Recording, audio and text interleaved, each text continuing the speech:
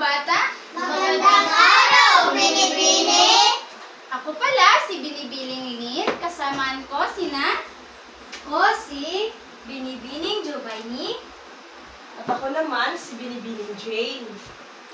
At ako naman, si Binibining Isa. At ako naman ay si Binibining Shamel. Ngayon, sisimulan natin ang araw natin na isa-isang panalangin.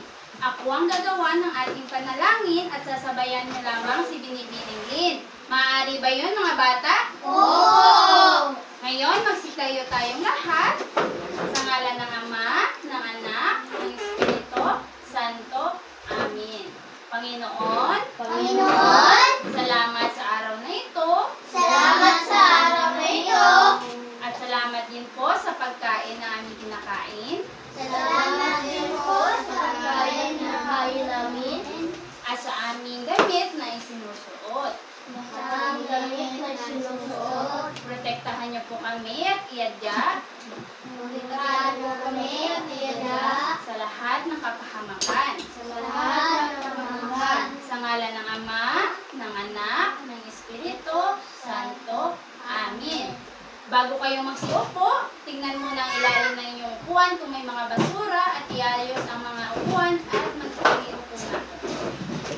Ngayon ay titignan ko kung sino yung mga lumiban sa paaralan.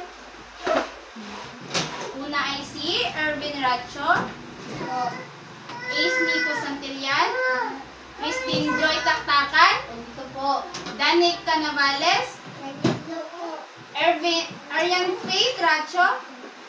Very good. Magaling at lahat kayo ay hindi lumiban sa paaralan. Ngayon, sa ating silid-aralan ay meron tayong 3 M o 3 alintutunin na dapat sundin sa loob ng ating klase. Una sa lahat, pakibasa mga bata.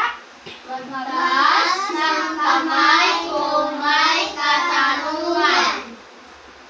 Ngayon, kung meron kayong katanungan, itataas lamang para malaman ko kung meron kayong katanungan.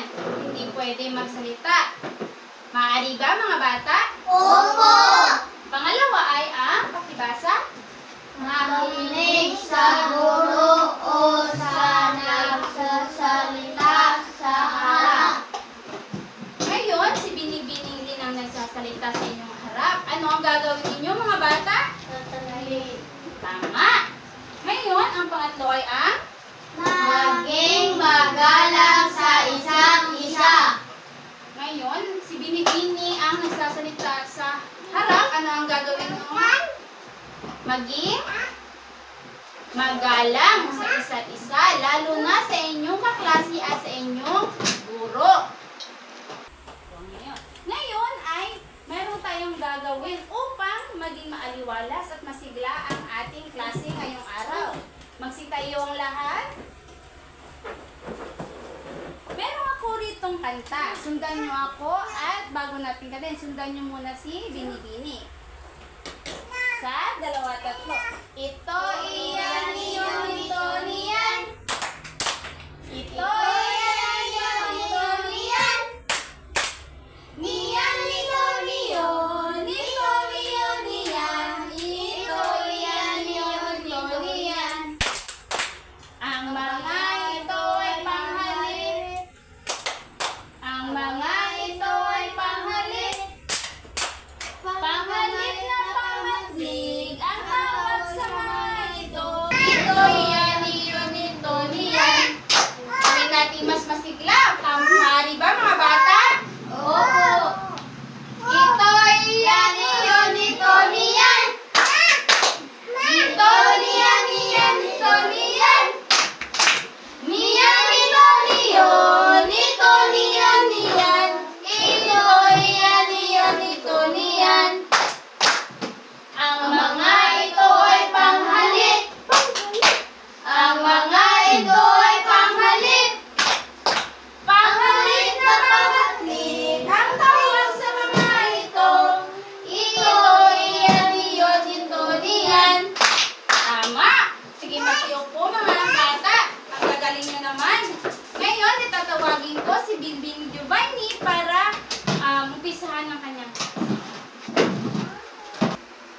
Magandang araw mga bata. Magandang araw mga bata. Magandang araw, Binibining! Yan. Masaya ba kayo ngayon? Oo! Base sa ginawa ninyong pagkanta kanina, meron na ba kayong idea kung ano ang ating tatalakayin ngayong araw? Opo. Ano?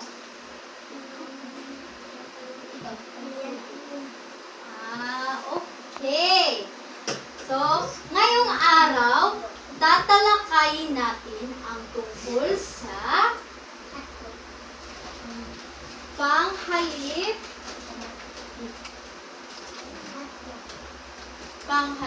na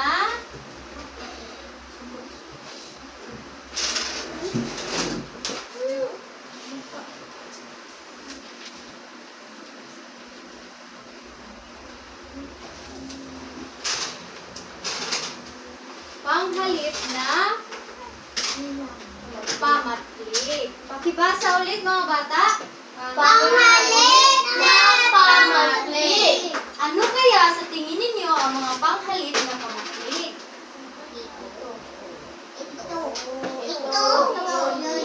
Yan. Tama. Alam niyo ba kung saan yan ginagamit?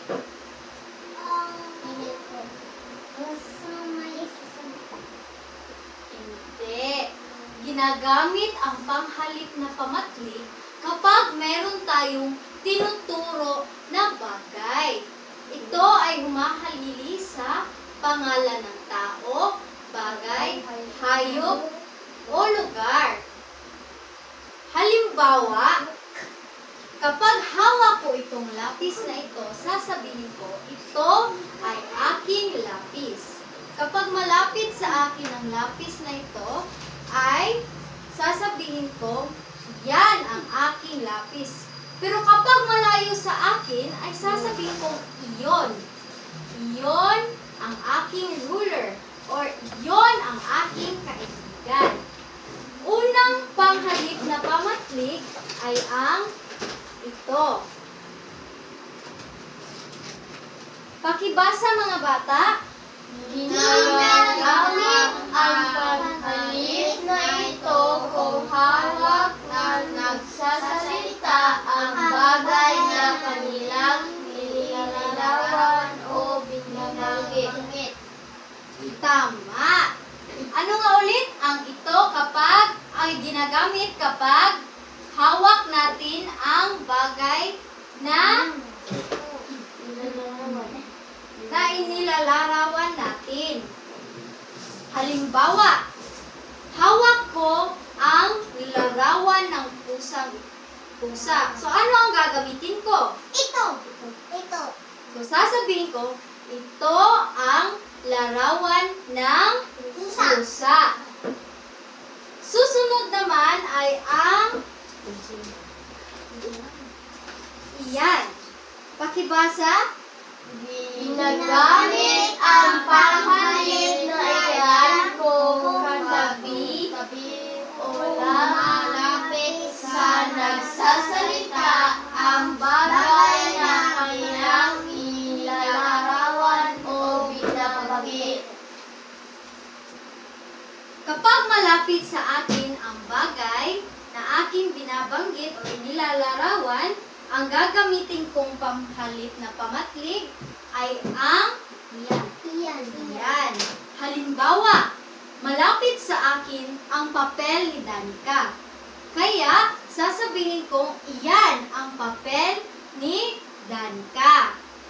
Susunod ay ang iyon. Pakibasa. Ginagamit ang panghalip na iyon kung malayo sa nagsasalita ang bagay na kanyang inilarawan o binabanggit. So, ang iyon ay ginagamit kapag malayo ang bagay na inilalarawan o binabanggit. Halimbawa,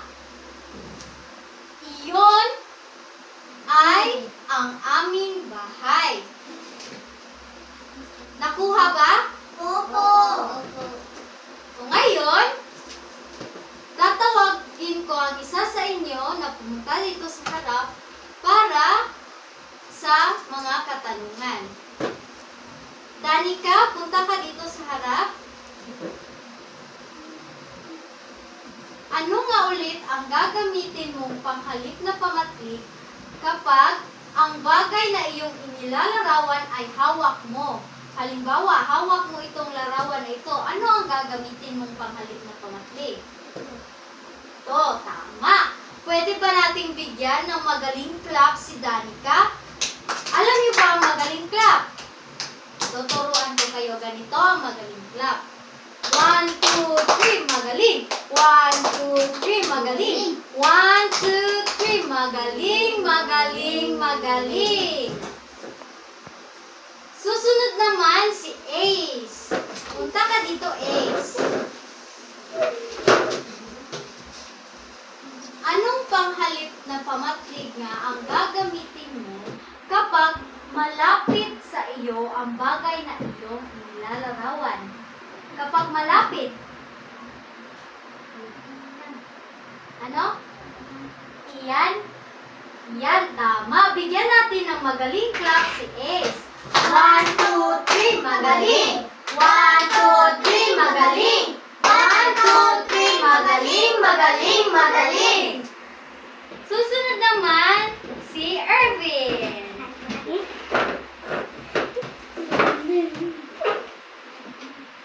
Ervin, anong panghalip na pamatlig ang gagamitin mo kapag malayo sa iyo ang iyong inilalarawan? Yun. Halimbawa, anong pangusap ang sasabihin mo? Iyon ang kaibigan ko. Iyon ang kaibigan ko. Tama, bigyan natin ng magaling clap si Ervin. 1, 2, 3, magaling. 1, 2, 3, magaling. 1, 2, 3, magaling, magaling. Ano nga ulit yung mga panghalip na pamatlig na itinuro ko sa inyo? Ito, iyan, iyon. Tama. At hindi lamang iyan nagtatapos ang talakayan tungkol sa panghalip na pamatlig. Nandito si Binibining Jade para ipagpatuloy ang talakayan. Binibining Jade? Tayo dumako naman ngayon sa panghalip na pamatlig ng neto. Pakibasa. Ang ito ay ginagamit kapag ang tao o bagay ay malapit sa nagsasalita. Ang panghalip na pamatlig ng neto ay ginagamit kapag ang tao o bagay ay malapit sa nagsasalita. Halimbawa, ito ang pusa ko. Kinalmot ako nito. Naintindihan ba mga bata? Oo. Okay. Sa susunod naman,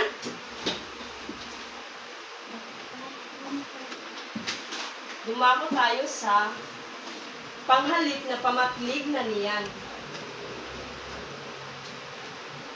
Pakibasa.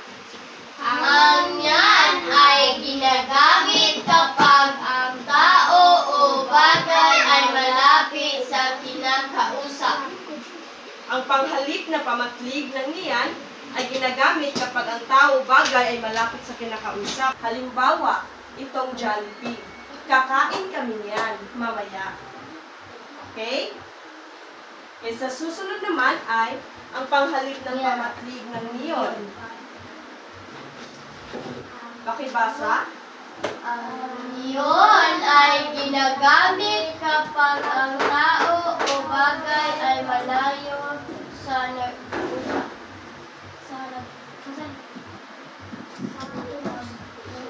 Ang panghalip ng pamatlig ng niyon ay ginagamit kapag ang tao o bagay ay malayo sa nag-uusap.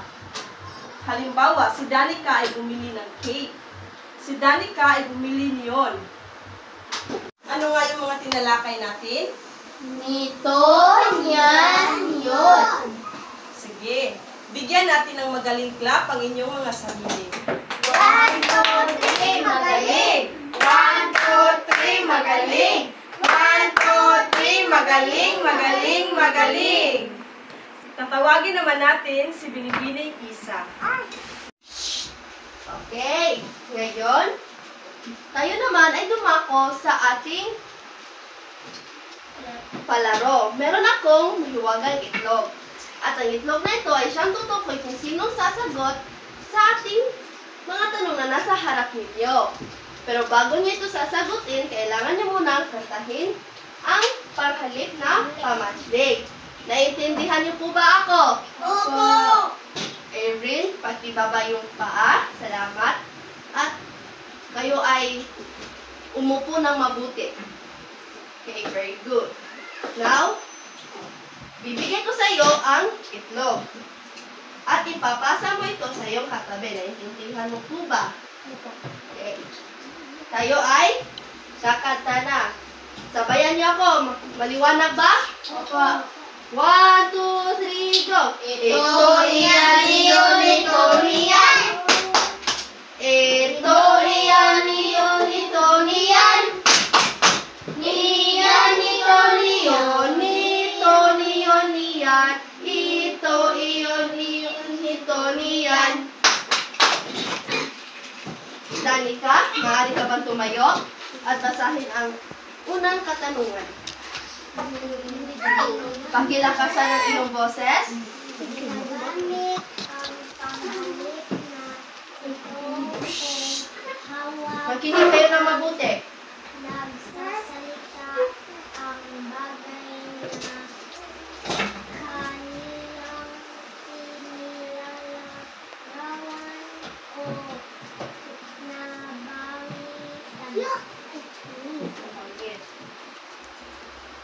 A. Ito. B. Yan. C. Yun. Ano ang iyong sagot? A. Ito. Magaling. Ngayon, bigyan natin si Danica ng magaling clap. Sabayan niyo ako. 1, 2, 3, go! 1, 2, 3, magaling. 1, 2, 3, magaling. 1, 2, 3, magaling, magaling, mahusay. Bakit wala kayong boses? Again, again. Dapat may enerhiya. Naintindihan niyo ba? Opo. Oh, buti pa ito si Earl. 1, 2, 3. 1, 2, 3, magaling. 1, 2, 3, magaling. 1, 2, 3, magaling, magaling, mahusay. Ngayon, atin na naman ulit kakantahin ito. 1, 2, 3, go! Ito iyan, iyon, ito niyan. Ito iyan, iyon, ito niyan. Niyan, ito niyon, ito niyon, niyan. Ito iyan, iyon, ito niyan. Christine, maaari ka ba tumayo at sagutin ang salawang tanong? Ginagamit ang panghalip na ito kung tabi o malapit sa nagsasalita ang bagay sa kanyang inilarawan o Makinig ka na pinanggit. mabuti. A. Iyan. B. Iyon. C. Ito. Ang sagot ko po ay A. Iyan. Magaling. Bigyan natin si Christine ng magaling clap. 1, 2, 3, magaling. 1, 2, 3, magaling. 1, 2, 3, magaling, magaling, mahusay. Ngayon. 1, 2, 3, go! Ito, iyan, iyon, ito, niyan. Ito, iyan, iyon, ito, niyan. Niyan, ito, niyon, ito, niyon, niyan.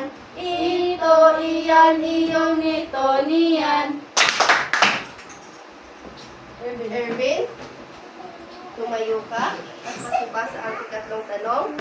Ginagamit ang panghalip na ito kung malayo sa nagsasalita ang bagay kanilang inilarawan o binabanggit. Letter A, ito. Letter B, iyon. Letter C, iyan. Ang sagot ko ay B, iyon. Magaling. Bigyan natin si Erwin ng magaling clap.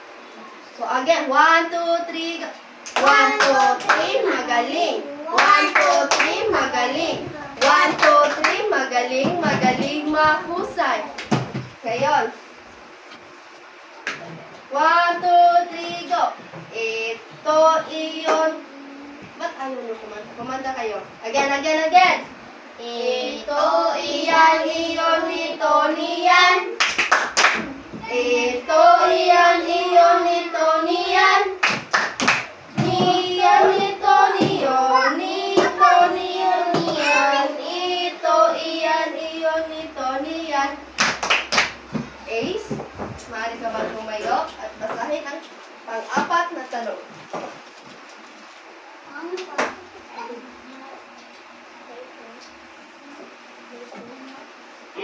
Pakilakasan po ang boses. Panghalip na ay kapag ang bagay ay may lapit na sa A. B. Yun. C. Yan. Ano po ang iyong sagot? Ano po? Magaling. Bigyan natin si Ace ng magaling, mahusay clap. 1, 2, 3, magaling. 1, 2, 3, magaling. 1, 2, 3, magaling, magaling, mahusay. Again. 1, 2, 3, go. Ito, iyan, iyon, ito, niyan. Ito, iyan, iyon, ito, niyan. Niyan, ito, niyon. Ito, niyon, niyan. Ito, iyan, iyon, ito, niyan. Danica, maaari ka bang tumayo at pakibasa ang panglimang katanungan? Ang panghalip na ito ay ginagamit kapag ang tao o bagay ay malayo sa Malapit. malapit sa nag-uusap. A. Ito. B. Yun. C. Yun. Ang answer ko po ay B. Yun. Magaling. Bigyan natin ng magaling, mahusay clap.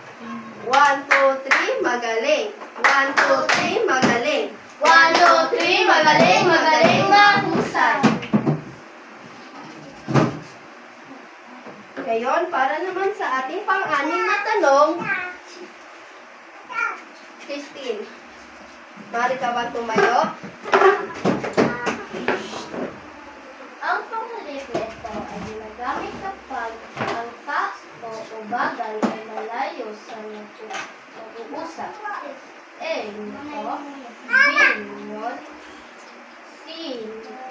Niyan. Ang sagot ko po ay B. Yun. Magaling. Bigyan natin ng magaling, mahusay clap. 1, 2, 3, magaling. 1, 2, 3, magaling. 1, 2, 3, magaling, magaling, mahusay.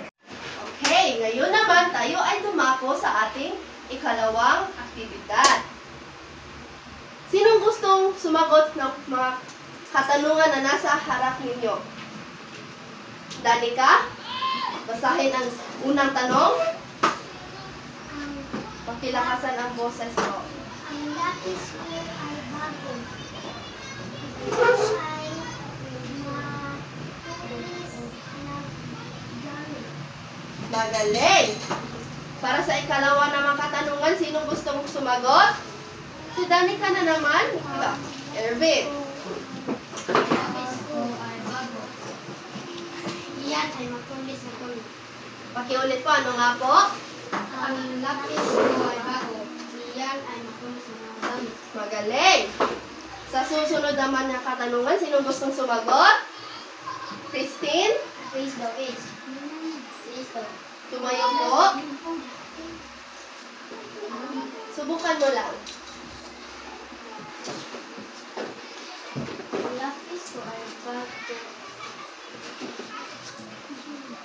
Lucky Soy Ngayon ay bago. matulis na gamit. Magaling. Para naman sa pang-apat na tanong, Ace, maaari ka man tumayo. Kakain kami ng kakain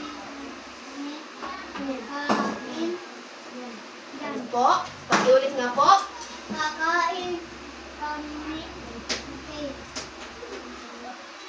kakain Yan. Okay, very good. Para naman sa ikalimang tanong, Danica,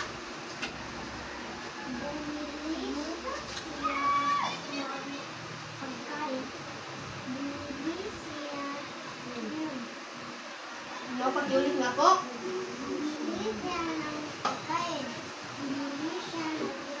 Bumili siya. Okay, magaling. Dahil nakuha niyo ang lahat ng sagot, meron akong ipapagawa sa inyo. Ang tawag na ito ay may tama ka claps. Alam niyo po ba iyon? Hindi? Okay, gagawin natin. Ako muna, tapos susunod kayo. Makinig na mabuti. 1, 2, 3, may tama ka. Again. 1, 2, 3, may tama ka. Again. With energy. 1, 2, 3, may tama ka. Magaling. Ngayon naman, ay tatawagin natin si Binibini Shamil para sa susunod na session.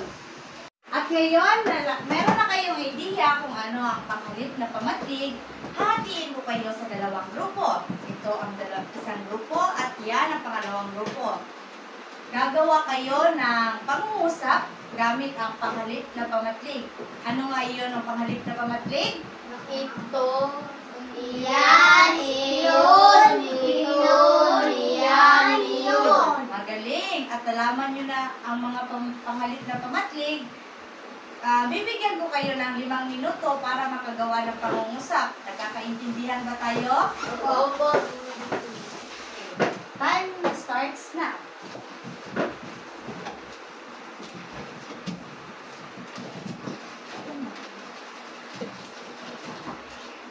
Tapos na ba ang lahat? Opo. Bini. Okay. So, tapos na ang lahat. Unang grupo, sino ba yung maglalahad? Okay, Danica. Pumunta dito sa harap. Ano ang iyong nagawa? Pakibasa ng malakas. Ito ay maganda. Very good. Iyong ay masarap. Iyong, hindi yun iyong. Iyan ay masarap. Yan. Very good. Bigyan natin ng magaling clap. 1, 2, 3, magaling. 1, 2, 3, magaling. Na? Bigyan ng energy. Isa pa. 1, 2, 3, magaling. 1, 2, 3, magaling. 1, 2, 3, magaling, magaling, mahusay. Ang pangalawang grupo, sino yung maglalahad? Okay, Ace? Halika dito sa harapan. Pakita mo sa kanila. Sino ka? Ano ang iyong nagawa? Ano ng malakas? Pakilakas. Kumain sa Maria. Kumain.